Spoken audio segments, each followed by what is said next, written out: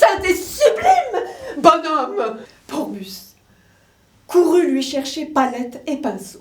Le petit vieillard retroussa ses manches dans un mouvement de brusquerie convulsive, passa son pouce dans la palette diaprée chargée de thon que Porbus lui tendait, il lui arracha des mains plutôt qu'il ne lui prit une poignée de pinceau, et sa barbe se remua soudain par des efforts menaçants. Il grommelait entre ses dents. Voilà des tons bons à jeter par la fenêtre avec celui qui les a composés. Tout en parlant,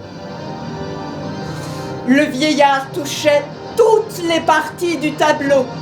Ici, 2 coups de pinceau, là, un seul, mais toujours si à propos qu'on aurait dit une nouvelle peinture, une peinture trempée de lumière.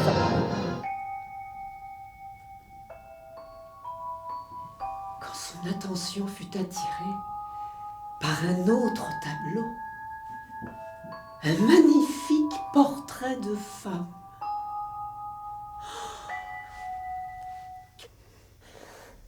Ne riez pas, jeune homme.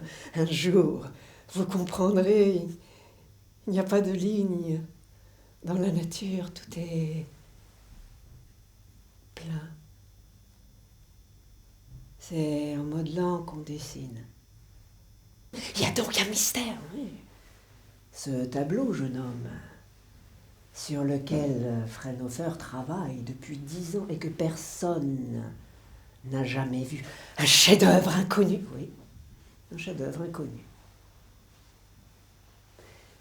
Fraunhofer a été le seul élève du grand Mabuse. Près de l'unique et sombre fenêtre de cette chambre se tenait une jeune fille qui, par le bruit que fit la porte, se dressa soudain par un mouvement d'amour. Elle avait reconnu le peintre, à la façon dont il avait attaqué le loquet. « Nicolas, fit-elle, écoute Gillette. Viens. » L'obéissante et joyeuse fille sauta sur les genoux du peintre. Elle était toute grâce, toute beauté, jolie comme un printemps, parée de toutes les richesses féminines et les éclairée par le feu d'une belle âme. Oh mon Dieu, le vieillard semblait être redevenu jeune. Ses yeux avaient de la vie et de l'éclat. Ses joues pâles étaient nuancées d'un rouge vif. Ses mains tremblaient.